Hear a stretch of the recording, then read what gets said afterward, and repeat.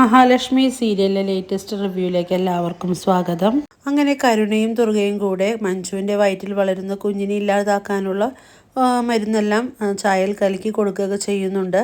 അതേസമയം കരുണയാണെങ്കിൽ ഉണ്ണിയോട് അടിച്ചെന്ന് പറയുന്നു, നിങ്ങളുടെ അനിയത്തിയുടെ വയറ്റിലുള്ള കുഞ്ഞിനെ ഇല്ലാതാക്കാനുള്ള മരുന്നുകളെല്ലാം ചെന്നു കഴിഞ്ഞു. ഈ കമലേശ്വരം വീട്ടിൽ ആ കുഞ്ഞ് ജനിക്കില്ല.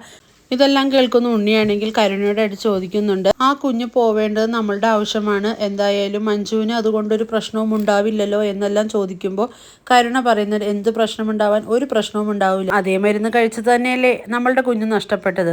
എന്തായാലും ഈ കമലേശ്വരം വീട്ടിൽ നമ്മുടെ കുഞ്ഞ് തന്നെയാവണം ആദ്യം ജനിക്കേണ്ടത്.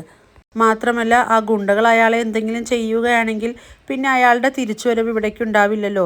അങ്ങനെയാണെങ്കിൽ കമലേശ്വരം ഗ്രൂപ്പ് ഓഫ് ഫിനാൻസ് നമ്മളുടെ കീഴിൽ കൊണ്ടുവരണം. നമ്മൾക്ക് വേണം അതിനി ഭരിക്കാനായിട്ട്. നമ്മളുടെ കുഞ്ഞുങ്ങളായിരിക്കണം അതിനി അവകാശികളായിട്ടുണ്ടാവേണ്ടതെന്നെല്ലാം കരുണ ഉണ്ണിയോടായിട്ട് പറയാണ്. ഇതെല്ലാം കേൾക്കുന്ന ഉണ്ണിക്കായാലും ചെറിയൊരു സന്തോഷം ഉണ്ടാവുകയാണ്.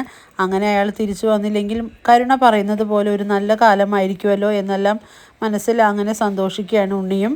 എന്തായാലും പൂർണ്ണ കരുത്തോടു കൂടിയാണ് നമ്മുടെ കണ്ണൻ്റെ തിരിച്ചുവരവ്. പിന്നീട് മുത്തശ്ശിയും പ്രതാപനുമാണെങ്കിൽ കാര്യങ്ങളൊന്നും അറിയാത്തതുകൊണ്ട് വളരെയേറെ ടെൻഷനിലാണ്. മുത്തശ്ശി ചോദിക്കുന്നുണ്ട്, എല്ലാ പ്രാവശ്യത്തെ പോലും ഇതയും ചീറ്റി പോവോ പ്രതാപ എന്നൊക്കെ ചോദിക്കുമ്പോൾ അമ്മ ഒന്ന് കരുനാക്ക് വിളിച്ചൊന്നും പറയല്ലേ, ഇതെന്തായാലും നടന്നിരിക്കും. അതുപോലുള്ള ആൾക്കാരെയാണ് മേഘൻ ഏർപ്പാട് ചെയ്തിരിക്കുന്നത്. പിന്നെ പ്രത്യേകിച്ച് വീൽ ചെയറിലിരിക്കുന്നവനെ തീർക്കാൻ വലിയ ബുദ്ധിമുട്ടൊന്നും ഉണ്ടാവില്ല.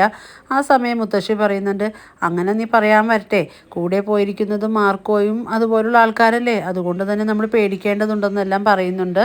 എന്തായാലും നമുക്ക് കാത്തിരിക്കാം അമ്മേ, എന്തായാലും ഒരു നല്ല വാർത്ത തന്നെയായിരിക്കും നമ്മൾക്ക് കേൾക്കാൻ കഴിയുന്നതെന്നെല്ലാം പ്രതാപൻ അമ്മയോടായിട്ട് പറയുന്നു. ശേഷം ദുർഗയാണെങ്കിൽ ദൈവത്തോടായിട്ട് പ്രാർത്ഥിക്കുന്നുണ്ട്, ആ മലക്ക് പോയ കണ്ണനാണെങ്കിൽ ഒരു കാരണവശാലും തിരിച്ചു വരരുത്, പോകുന്ന വഴിയിൽ എന്തെങ്കിലും അപകടം സംഭവിച്ച് അവൻ അങ്ങോട്ട് തീർന്നേക്കണമെന്നെല്ലാം ആത്മാർത്ഥമായി പ്രാർത്ഥിക്കുകയാണ്. ആ മഹാലക്ഷ്മി ആണെങ്കിൽ എന്നും ഞങ്ങളുടെ മുന്നിൽ കണ്ണീരോടുകൂടി നിൽക്കണമെന്നെല്ലാം വളരെ ആത്മാർത്ഥമായിട്ട് ദേവിക്ക് മുന്നിൽ പ്രാർത്ഥിക്കുകയാണ് കരുണയും ദുർഗയും എല്ലാം തന്നെ. അതേസമയം അവിടെ മണി മുഴങ്ങുന്നത് കേട്ട് ദുർഗയാണെങ്കിൽ കരുണയോടായിട്ട് പറയുന്നുണ്ട്, കേട്ടില്ലേ മോളെ, നമ്മളുടെ പ്രാർത്ഥനയ്ക്ക് ഫലമുണ്ടായെന്ന് തോന്നുന്നു. കരുണയ്ക്കാണെങ്കിൽ ദുർഗയുടെ വാക്കുകൾ കേട്ട് വളരെയേറെ സന്തോഷമുണ്ടാവുകയാണ്. ശേഷം മേഘനാഥനാണെങ്കിൽ മാറി മാറി ഗുണ്ടകളെ വിളിക്കുന്നുണ്ട്. പക്ഷെ ഒരു കാരണവശാലും അവരെ കിട്ടുന്നില്ല. മേഘനാഥൻ അറിയുന്നില്ലല്ലോ ഗുണ്ടകളെല്ലാം കൊക്കയിലേക്ക് വീണു പോയ കാര്യം. എന്തായാലും കാത്തിരിക്കുകയാണ് മേഘനാഥൻ അവരുടെ ഫോൺ കോളിനായിട്ട്. അതേസമയം വാമദേവനാണെങ്കിൽ മേഘനോടായിട്ട് പറയുന്നുണ്ട്, നീ വിചാരിക്കുന്നത് പോലെ ഒന്നും നടക്കില്ല മേഘ, നീ കളിക്കുന്നത് അയ്യപ്പസ്വാമിയോടാണ്, അവനൊരു കുഴപ്പവും കൂടാണ്ട് തിരിച്ചു വരുമെന്നെല്ലാം പറയുന്നത് കേട്ട് മേഘനാകെ ദേഷ്യം വരികയാണ്. അച്ഛനൊന്നും മിണ്ടാണ്ടിരിക്കുന്നുണ്ടോ, പോയ കാര്യം നടത്തി തന്നെ അവർ വരുവുള്ളൂ, എനിക്ക് ഉറപ്പാണെന്നെല്ലാം മേഘം പറയാണ്. അച്ഛൻ കാതോർത്തിരുന്നോ, കണ്ണൻ്റെ മരണവാർത്ത തന്നെയാണ് കേൾക്കാൻ പോകുന്നതെന്നെല്ലാം പറയുന്നുണ്ട്. ശേഷം മഹാലക്ഷ്മിയുടെ ഫോണിലേക്ക് ഒരു മെസ്സേജ് വരുന്നുണ്ട്. ഫോൺ എടുത്ത് നോക്കുന്ന മഹാലക്ഷ്മിക്ക് വളരെ സന്തോഷമാവുന്നുണ്ട്. കണ്ണേട്ടൻ്റെ മെസ്സേജാണ് വന്നിരിക്കുന്നത്.